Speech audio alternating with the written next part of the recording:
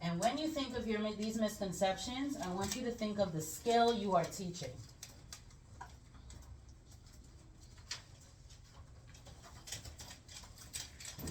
Think of the standard, think of the skill, and what we want students to take away.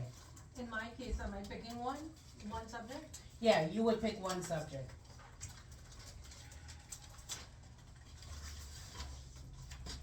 So for ELA, we know the focus is centered on main idea and key details. So in that, what do we think of the misconceptions will be for scholars? In math, we know that we're exploring multiplication and division and word problems. What do we think the misconception will be within that?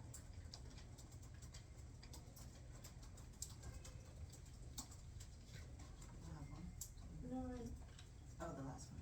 I thought. Two, and the last one down. You gotta scroll down.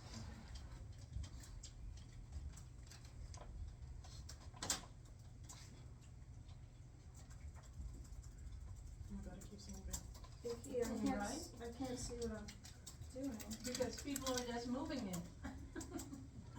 You know, the more information that goes in, it moves, I think. Yeah. I can't even select the box. You gotta give it a moment, it's a loading issue. Okay. Or it doesn't work for pregnant people, one or the other. It's not Just working. put something so it can start and kind of put you there. It's not typing. It's not. It should refresh. Yeah, I'm going on again.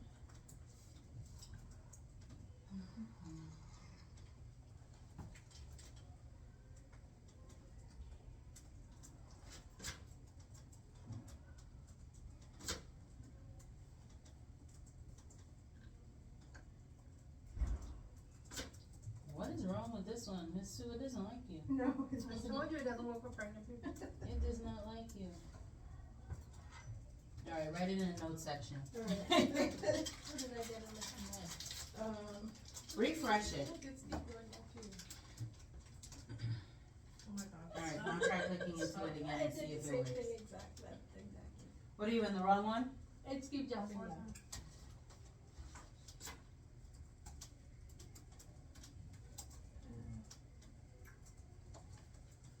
It's all matter, you're in the right one? I was there earlier. It's not showing? Alright, I'm gonna write it in there. Let me She's refresh. the right one. Let me refresh.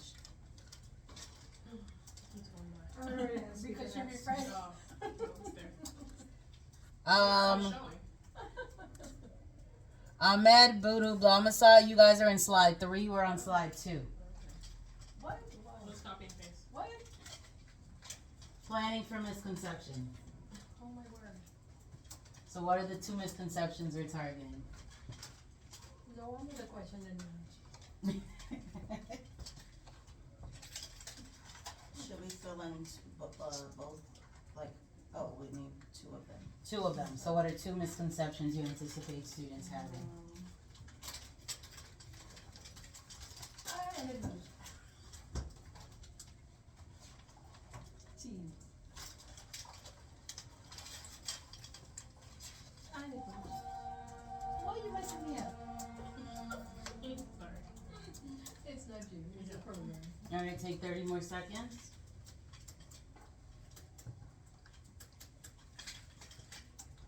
I might need more, I'm just. I have an idea. Even if you get stuck with just 1, that is perfectly okay Okay. because we're going to plan for it. I have it here. So Ms. Budu, you say students not understanding the difference between multiplication and division. Go a little deeper than that. Oh, I did it today. Pick That's not one. a problem. What difference specifically are they not understanding?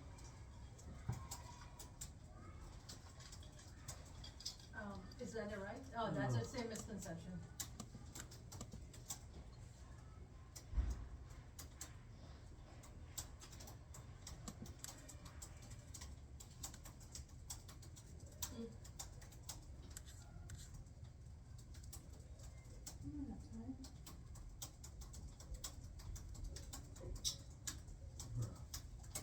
fine. Alright, not bad.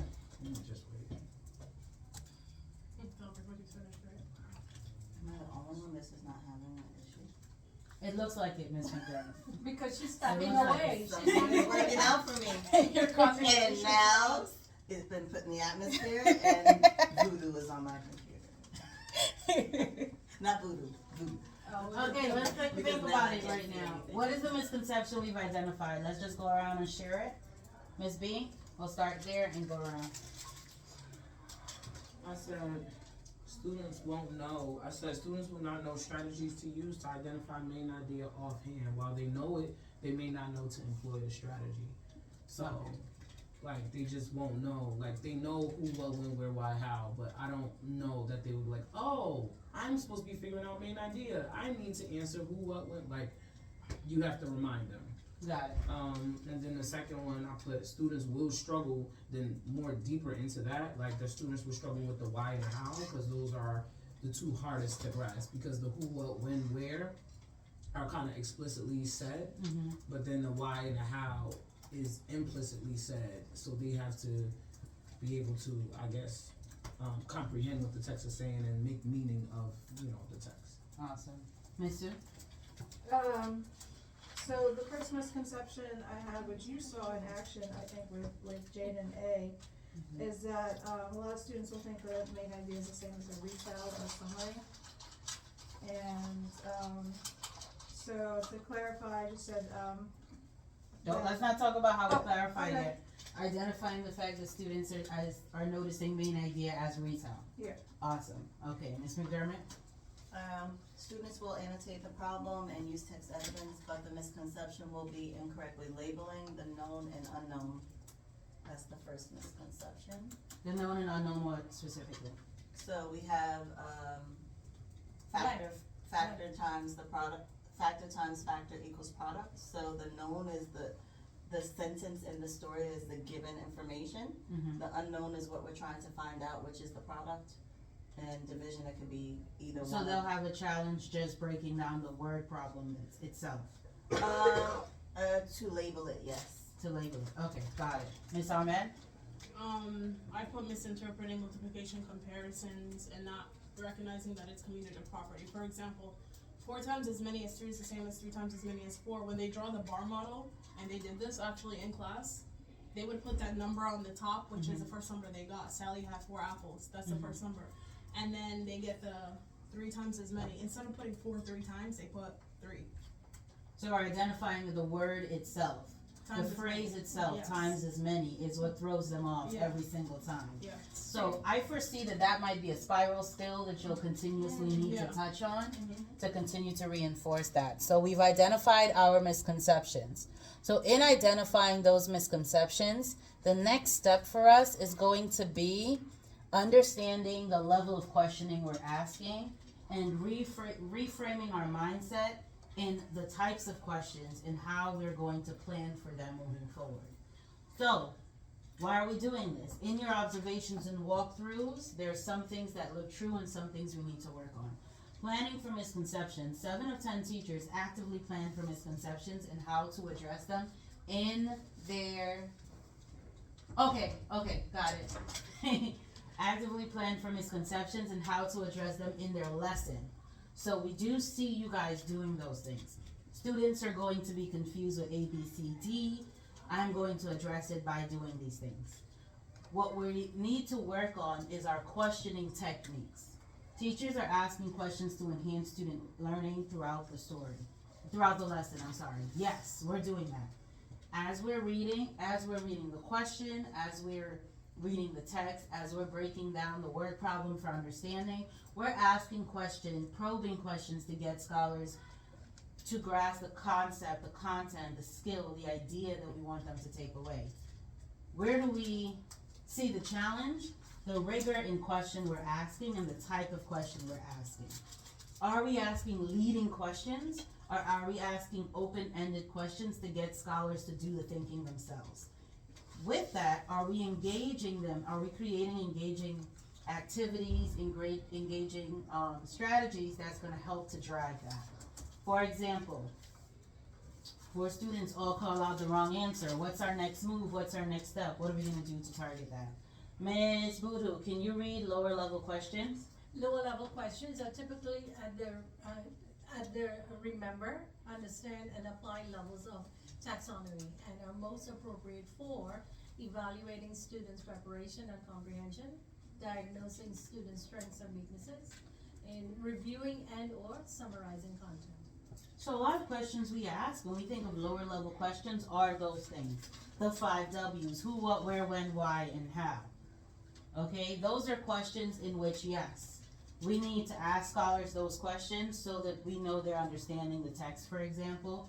We need to have them annotate the word problem to know that they can break it down and decide which strategy they're going to use. Those are like the lower level part of it. The higher level questions, Ms. Sue?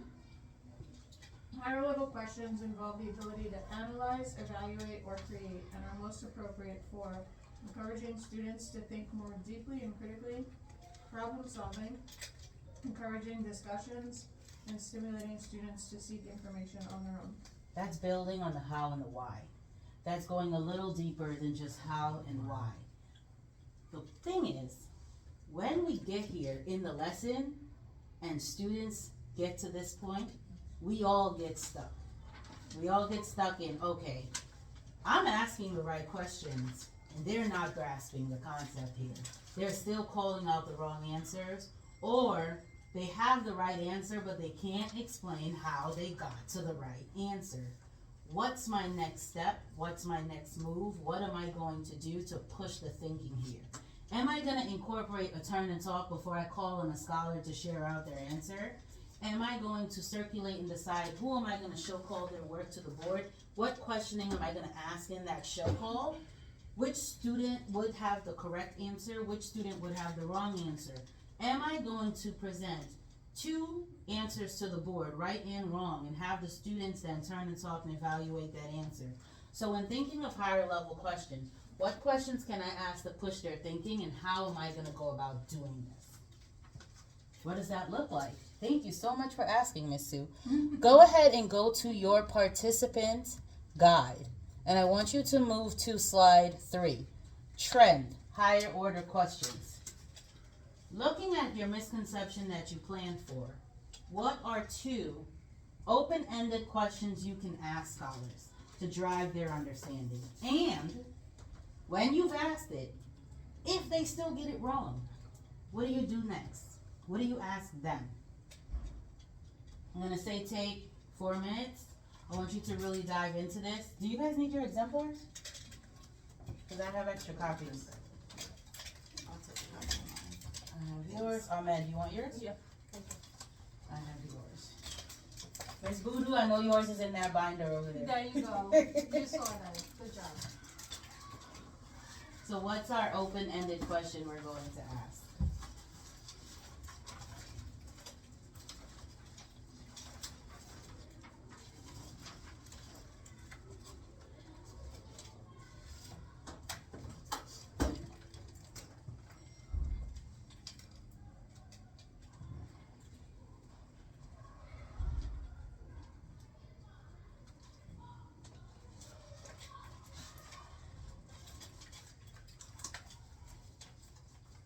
Just specific to this misconception. Specific to this misconception. So as you're teaching your lesson or in your reteaching with small groups, when you see this misconception come alive, how do you plan to target this misconception? Because the misconception, there's a flow. We go from the standard to the objective to the misconception.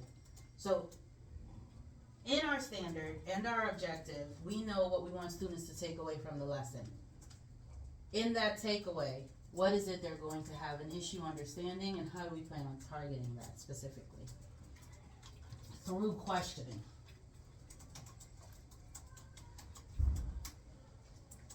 Because what we don't want is to lead them to the answer. We want them to come up with the answer on their own through our questioning.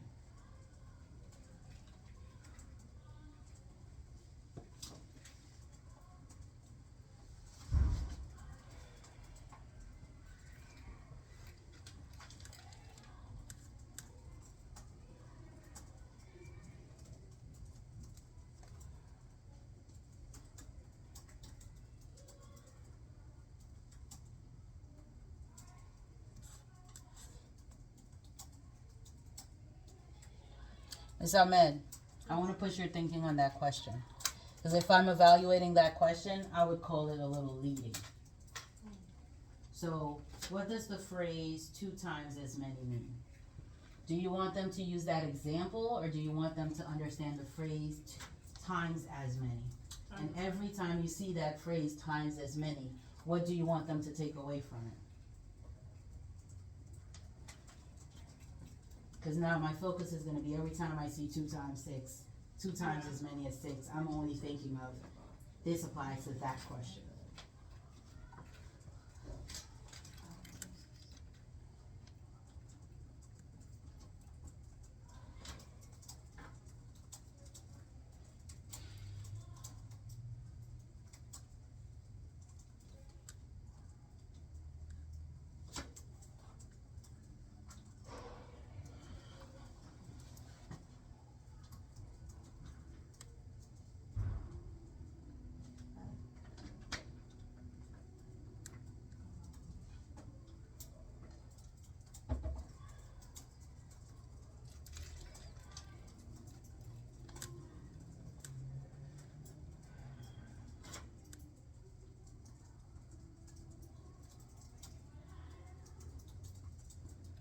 I like that, Miss Sue. How can? So it's open-ended, and they have to think about the how behind it. Versus saying, you can do it in these ways, explain why. Well, hopefully, my hope would be that they go back to the CFS, which explains Mm-hmm. Hope. my hope. Well, they can be reminded too, right?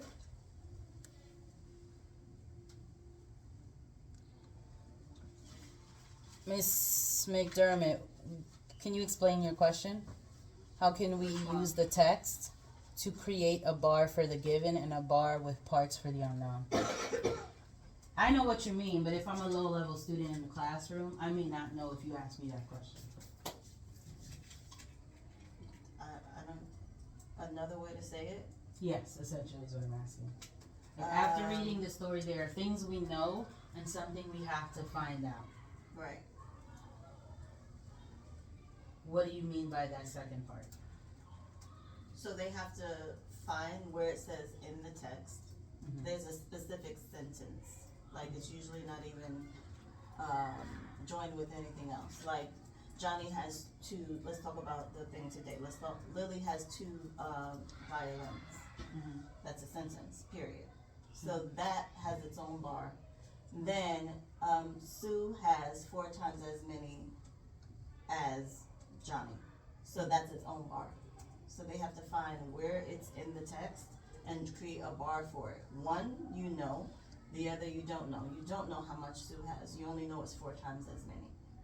So you have a bar partitioned into 4 parts. Mhm. And then for the other person that you know, Johnny has 2, you have 1 bar for Johnny and 2. The bar model you're talking about. Because So that's what you say. That's not what you said here. That is more of a general versus what you just said was to break it down specifically. So if I'm thinking of questioning, I know a higher order student, you ask that question, instantly got it. Versus if it's a lower level student, I might need to break it down the way you just did, so that it'll be easier for them to grasp. So in terms of chunking what you want them to take away. but I thought we were practicing doing like higher level questions. We are practicing higher level questions, but remember the second part is if it's wrong, then what? So if it's wrong, we're thinking of the students who won't be able to, ooh, did I touch that? I think it's someone. Yeah, we're thinking of a student who won't be able to grasp it that way. So you're just thinking of how the So a student asked follow-up that question. So what would be the follow-up question if it's wrong? So your follow-up question would be how you broke it down to me just now when I said I didn't understand, where you're trying to go with it. So that's what would be in the if wrong, now what? Okay. Because you don't want to guide them through it by having them walk through the problem because you know they don't understand it. What we want to do is ask even more probing question that's more chunked to guide their understanding. So like, Write an equation showing a multi-problem. Write an equation showing an addition problem. Then draw the equations to show how each looks. So if I'm thinking of this as a if wrong now what, first I want you to do is, what should you do with this equation? Or draw an equation that shows a multi-problem. Two. Multiplication I meant, right? Multiplication problem. Then, he says multi-problem. I meant multiplication. I'm, But I wrote it. I'm ELA. I saw multi. So you know what I thought. Yeah, but Then- it's multiplication, I can fix it. All right, Ms. Voodoo, explain yours. So with my students, in this case, they don't understand the difference. So I'm asking them to write a multiplication equation or multiplication problem, and then write an addition one, because I want to show them how multiplication is related to addition, right? Mm-hmm. So they write the multiplication and they write the addition. And now I want you to solve it using the pictures, because they also know how to draw the pictures, right? That would reflect the problem that they're working on. In the addition, they will see that they will do repeated addition. Mm-hmm. In the multiplication, they will see that if they can do it according to the number that the equation that they were given, or I usually try to give them smaller numbers that they can work with. In this case today, we use 6 groups of 2. So then the effectiveness here in how you broke it down is them being able to explain the why for each step. Yeah, So to show, write an equation to show. showing a multiplication problem. Why is that an equation that shows a multiplication problem? Yeah. Now write an equation showing an addition problem. Why is that an addition problem? And being able to then explain the difference and the difference between the two. Right, but with the same numbers, right? Yeah, So they're because then using- you're going to show the comparison. Yes, Yeah. yeah, but I want them to see the comparison for themselves first, as they try to solve it. Okay. Idea there, them seeing the comparison themselves, Yeah. so that they can then draw a deeper understanding. Ms. B, can you explain yours? So my question just, it goes hand in hand with what I said in the other slide. I said that I anticipated that they would struggle with the why and the how questions, because those are the hardy questions of the lesson. So I just asked, why was Nolik doing the experiments? That's the person, the inventor from the text. And that is a key understanding and one of the main things that they need to understand to be able to articulate the main idea. So if they are not able to understand it, like just asking them that question, but then if they're not able to understand it, having them hone in on the particular paragraph, so doing more of a close read, by having them do the heavy lift. So whereas as a class, I would say let's all focus in on it and guide them through it, Mm-hmm. having them pretty much do the same process, but telling them to reread the paragraph over and to underline it, but not just leaving it at that, having them verbally articulate it, because they can, like, if they're like 4 sentences in a paragraph, they probably can underline the correct sentence, but it's the verbal articulation that shows comprehension, if they can be able to now turn it around and say it in their own words. So a lot of asking of the why behind their selection of evidence? Yes. The why behind their identifying that as the main idea? Yes. Okay, Ms. Sue? You had your hand up. No, she didn't. Ms. Sue? No, she didn't. You told me. So, well, the last misconception I did was retell and summary. I'll do my second misconception. That students may think key details are just random facts or extraneous information and highlight the entire paragraph. So that needs to be clarified. My question would be, because today I told them to look for the most important part based on the example, what detail did you annotate? Having them constrain that to just one most important singular detail. And based on the standard, they need to be able to explain why that supports the main idea. So why do you think is the most important detail? And they should be able to name that this detail supports the main idea or connect the two. So throughout your lesson, throughout your teaching, the big question is why. Everything they're doing, every question they're asking, your follow-up to that is the why behind it. if they can explain and articulate the why in their own words, they're heading on the right track. If they cannot do that, then that's the reteach moment, that there's something that's missing that we then need to go back and target. Ms. Voodoo. So today when I taught this, I made a chart.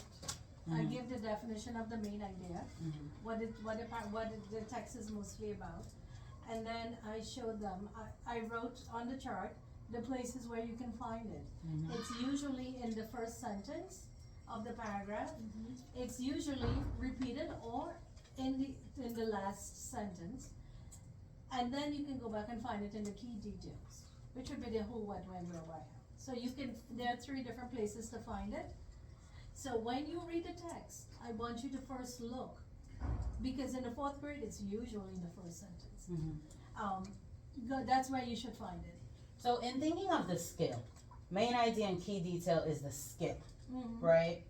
What are the 3 steps, if I'm thinking back from 3rd grade to 4th grade, what are the 3 steps to finding the main idea? So I did that in my anchor chart too. What was the today. first one?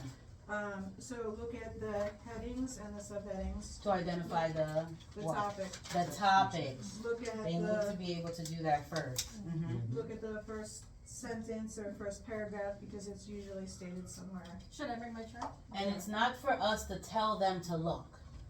It's not for us to tell them what the topic is or to, the focus is main idea today. You guys know this, you've been doing this since kindergarten. What is the main idea of the text, alright? In this, you're looking for the repeated, you're looking for the repeated idea throughout our first read. In our first read, what is the repeated idea? The repeated idea is the topic.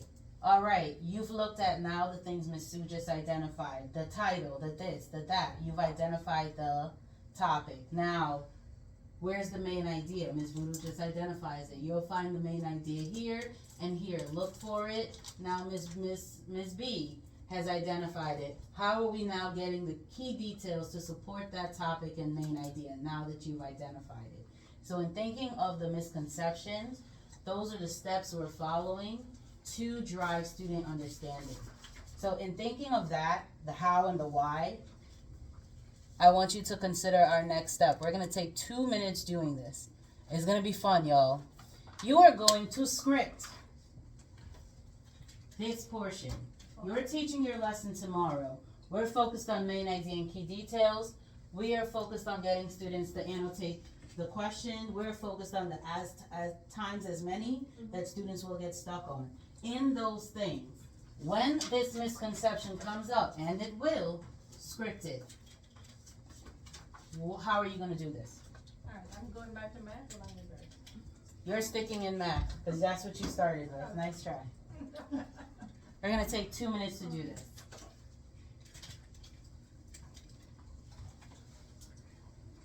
If we were lesson planning, you would actually have to script into your lesson plan when this would happen, what you would say, do, and how. So think of that when you're thinking of scripting this portion. Ms. McDermott, we're the slide 5.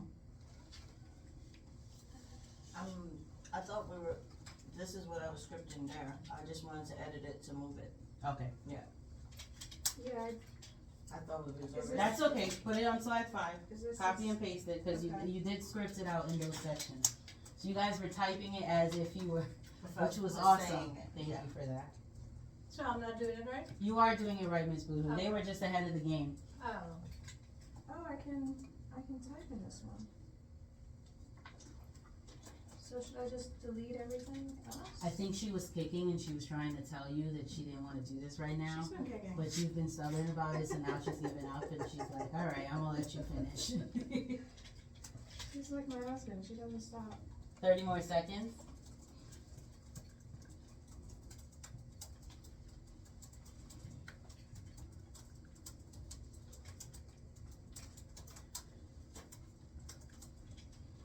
Any volunteers to go first?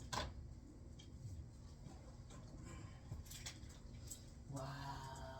Let it all jump up at once. Y'all Let me making me get- do what Miss Let me Ahmed copy does to to me. the slide. What Ahmed Now does on to the slide students, if up, you ever observe her. She asks the question and she directly calls on them. She doesn't give an opportunity. You don't need to raise your hand in her class. You know. I've already planned for exactly who I'm calling on. Do I need to be more explicit in my scripting? No, we're gonna practice it. I can, Oh, can you give me some German? I edited it because I figured out as we kept talking what we were really going for, so. Alright, So so back as to you the guys- misconception, or you just want my question? And which question? Both questions, the first and the second? If you were teaching the lesson, do what you would do in that moment. So based on the Alright, so I'm gonna go back misconception you to the saw, first question, Yeah. and then follow up. how are you planning for it? Alright, hands off. We're tracking Miss McDermott. She is getting the shot. Go ahead, Miss McDermott.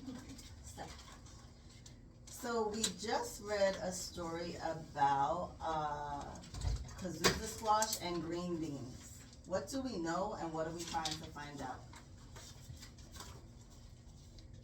Someone has to, We know Bobby picks a squash from a vine in his mom's garden. Okay. Someone else wanna build on that? We know that Bobby picks a squash, a Kazuza squash, in his mom's garden. What are we trying to find out? What else do you know about that squash? Oh, he finds that the Kazuza squash is 7 times as long as a green bean. Okay. So do you know how much the Kazuza squash is? How many inches this Kazuza squash is? Do we know that? Or are we trying to find out? Someone else has to participate. Your students. It's the second lesson. Oh, we know it's 7 times as long as a green squash, a green bean. So what else, what other vegetable is in the story? There's squash. Wait, that's what. There no, is the green bean, squash. I'm sorry, green bean. There is I see squash, green bean. and what other vegetable is in the story? Green bean. Green bean. So what are we comparing? The squash and the green bean. We're comparing the length of the green bean and the length of the squash. So if you're going to. Time. Yeah. Feedback, thoughts, wondering, take 10 seconds. So when she asks a question, the student did not realize it was the length we're looking for. Mm-hmm. So the student just said, the question asked, what are we comparing? Mm-hmm. And the student just named the names, but you corrected by saying the length. This is where we, in our planning, this is the part of the misconceptions for teachers that we want to make sure that we reinforce, right? Oh, that was correct? We were on the right track in the sense of, you saw that I got stuck and I only read half of the question. You knew the whole question. So you were guiding my thinking as we went. And then, Ms. Ahmed only mentioned the green bean is 5 inches long. What you wanted us to pull was 7 times as many long as what? And then say that. When we didn't say that, you told us what it was. So so essentially we got it wrong. When we got it wrong, should you have done instead of telling us what it was? So I Go was back trying to and- get, I guess it was about my, and I don't really like this word, but I'll use it, my takeaway. Like my takeaway in that moment was what is the known and what is the unknown. So Yeah. even though you got wrong the label, like you labeled it partially, I would say. You labeled it green beans, but you didn't know we were talking about inches, like the length Yeah. of the green bean or the length of the Kazuza squash. I did count that as an error, but I didn't count it as an error of where we were trying to get to. Because we're trying to figure out, you still have to figure out between those two things, when you know that we're comparing inches, you still have to figure out what is the known and what is the unknown. We still didn't get there. So in thinking of the higher order thinking, we want to get there, but we're going to build on this, and we noticed that 2 of the students, or 4 or 8, didn't get it yet. Okay. So then we don't want to build on that in that moment. This is an opportunity to do a quick, hey, turn and talk, and then from there pull them back together, and then have them share out. Someone will grasp that. Mhm. As you circulate, who do this best, call on the ones that you see have identified what you're looking for, and then move on to the next step. So Okay. that's in the moment of thinking of our planning for execution. I will give you this time back, I promise you, on the next 03s, okay? So in thinking of planning for this, you wanna just consider those moments when they come up. Mhm. Don't continue to go through it if you saw that we were just stuck in where you were trying to get us to go. Okay. pause there, and what do you do in that moment? So before you pause there and continue? build on the label, that's where you guys will Build- start. and I have a question. So worst case scenario, students just don't get it. More than 50% of your class, or maybe about 50% of your class don't get it, even after like going through the misconceptions. Like, what do you do? Sorry. I guess because I'm all for that, but I guess like sometimes I feel like I don't have that liberty because I have to stay on pacing. So like, what do you do if they're still not getting it, but you still have a pacing to keep, and they're just not getting Can I it? answer that? That's fair. What I think you should do in this moment is to focus on the pivot. I understand that you have 15 minutes. This was something Ms. Ahmed and I have spoken about. I understand you have 15 minutes to do the try it. And in that 15 minutes, you have recognized you absolutely cannot move on because they can't even identify one strategy. Right. That 15 turns into 30 minutes, and now I'm sending them off. That means I reduce the exit ticket time to maybe 10 minutes.